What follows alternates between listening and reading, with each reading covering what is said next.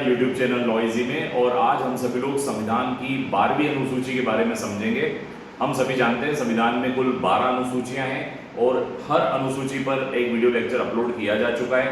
आज हम लोग फाइनली 12th अनुसूची के बारे में समझेंगे।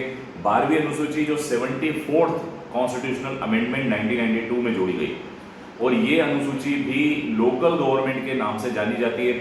लोकल गवर्नमेंट के अलावा हम इसको अर्बन डेवलपमेंट के लिए एक अनुसूची जो बनाई गई है उसके नाम से भी जानते हैं। ओरिजिनली हमारे संविधान में 8 अनुसूचियां थी।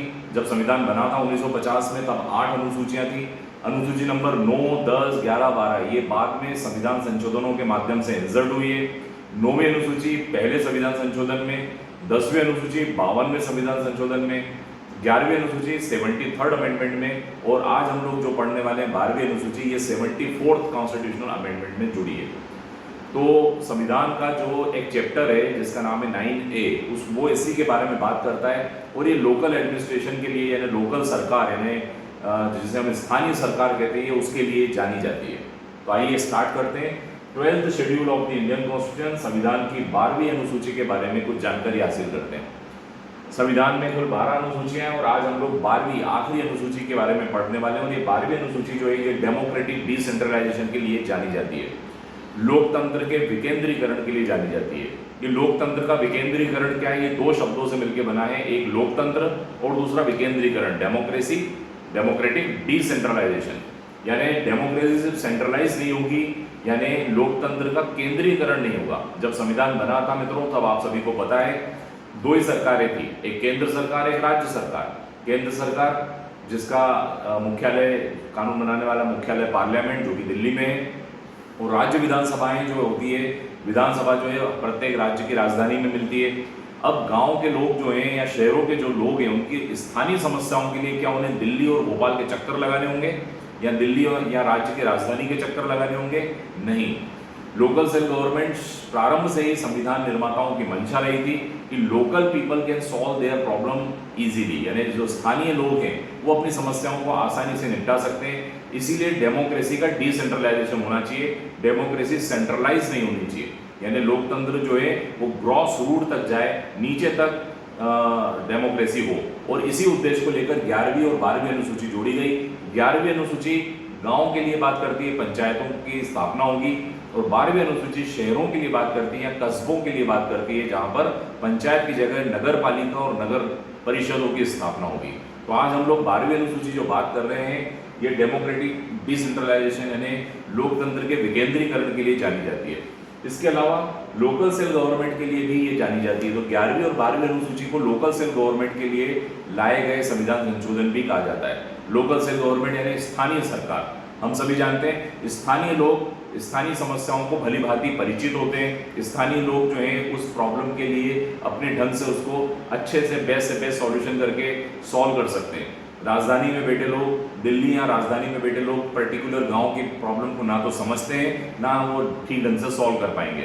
इसलिए 11वीं और 12वीं अनुसूची उन्हें शक्तियां दे देती है कि आप अपने हिसाब से, यानी फंड अलोकेट कर देती है। फंड मीन्स उन्हें पैसा दे दिया जाता है कि आप अपनी ज़रूरतों के अनुसार अपने हिसाब से अपने गाँव का डेवलपमेंट करें, अपने शहरों का डेवलपमेंट करें। तो ये लोकल सेल्फ गवर्नमेंट यानी स्थानीय सरकार के लिए भी 12वीं अनुसूची जानी जाती है। 74th अमेंडमेंट 1992, ये 2 अमेंडमेंट हुए थे, 73rd अमेंडमेंट और 74th अमेंडमेंट। इन दोनों अमेंडमेंट्स ने लोकल सरकार की नींव रख दी, यानी संवैधानिक मान्यता प्रदान कर दी। 73rd अमेंडमेंट ने पंचायतों को मान्यता प्रदान की। इसी प्रकार 74 अमेंडमेंट ने म्युनिसिपल कॉर्पोरेशन और म्युनिसिपल काउंसिल को मान्यता प्रदान की। इसमें 18 टॉपिक्स दे दिए गए, 18 विषय दे दिए गए। इन 18 विषयों पर लोकल गवर्नमेंट कानून बना सकेगी, रूल्स बना सकेगी। जैसे नगर निगम, आप सभी को पता है प्रॉपर्टी टैक्स नगर निगम लगाती है। जल कर, जल यानी जो आप देखते हैं शहरों में पानियों की टंकियां बनी हुई है, उनका कंस्ट्रक्शन नगर निगम करती है। ड्रेनेज का जो सैनिटरी है वो भी किनके पास आता है? नगर निगम के पास आता है। जो शहर के जो गार्डन्स होते हैं, जो गार्डन है, बस स्टैंड है, ये सब इनके ऊपर कानून बनाने की शक्ति नगर निगम या नगर निगम परिषद की रहती है, नगर परिषद की रहती है। तो ये 18 विषय हैं। अर्बन प्लानिंग, शहर का प्लानिंग कैसे करनी है, शहर का विकास कैसे करना है, लैंड यूज, शहर के अंदर जो ज़मीन है उन ज़मीनों का उपयोग कहाँ करना है, कहाँ शौचालय का कंस्ट्रक्शन करना है, कहाँ पर कोई ऐसी बिल्डिंग बनानी है जो लोगों के उपयोग में आए, बिल्डिंग के ऊपर नियम, बिल्डिंग कैसे बनेगी, बिल्डिंग का स्ट्रक्चर, भवन अधिकारी वगैरह होते हैं, ये सब नगर निगम का अधीन होते हैं। तो इस प्रकार हम ये कह सकते हैं कि 12वीं अनुसूची ने कॉन्स्टिट्यूशनल स्टेटस प्रदान किया, संवैधानिक दर्जा दिया, संवैधानिक प्रास्थिति दी किन्हें, म्यूनसिपालिटीज को। यहाँ पर म्यूनसिपालिटीज शहरों के लिए म्यूनसिपल कॉर्पोरेशन है और कस्बों के लिए म्यूनसिपल काउंसिल है। ऐसे कस्बों का मतलब ऐसा हो गया जो गांव भी ना रहे, गांव से बड़े हो गए लेकिन शहर भी नहीं बन पाए, तो कस्बे, उन्हें टाउन कहा जा सकता है। अब इनका उद्देश्य होता है स्ट्रेंथनिंग दी अर्बन गवर्नमेंट, यानी लोकल गवर्नमेंट, शहरी सरकारों को मजबूती प्रदान करने के लिए 12वीं अनुसूची जोड़ी गई। यदि आप 12वीं अनुसूची के विषयों को देखेंगे तो और आपको क्लियर होगा। जैसे म्यूनसिपल कॉर्पोरेशन जो है वो नगर निगम, जिसे हम नगर निगम कहेंगे, जो बड़े शहर हैं जिनकी पॉपुलेशन 10 लाख से ज़्यादा है वहाँ पर नगर निगम की स्थापना हुई है। जिनकी पॉपुलेशन कम है वो म्यूनसिपल काउंसिल के नाम से, यानी कस्बों में म्यूनसिपल काउंसिल होती है।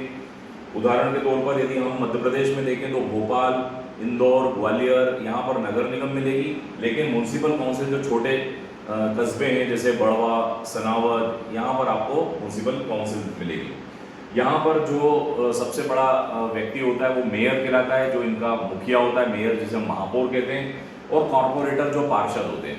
यानी एक पार्षद मतलब एक म्यूनसिपल एरिया को कुछ कॉलोनी मोहल्ले से मिलाकर एक वार्ड बनाया जाता है, उसको वार्ड कहा जाता है। उस वार्ड में जो व्यक्ति चुनाव जीतता है वो कॉर्पोरेटर या पार्षद के रूप में जाना जाता है। महापौर और पार्षद स्थानीय सरकार के चुने हुए जनप्रतिनिधि भी कहे जा सकते हैं। जैसा कि मैंने आपको बताया कि यहाँ पर वार्ड रहते हैं। वार्ड का मतलब जो म्यूनसिपल एरिया है या काउंसिल एरिया है, उस काउंसिल एरिया को सुविधा की दृष्टि से वार्ड में डिवाइड कर दिया जाता है और प्रत्येक वार्ड लगभग 2-3 कॉलोनी से मिलकर बना हुआ था, 2-3 मोहल्लों से मिलकर बना होता है और उस वार्ड में प्रति 5 वर्ष चुनाव होते हैं। यहाँ पर भी जनप्रतिनिधियों का चुनाव डायरेक्ट इलेक्शन से होता है, यानी सीधा निर्वाचन होता है और 5 साल तक ये सरकार काम करती है। इसे स्थानीय सरकार कहा जाता है।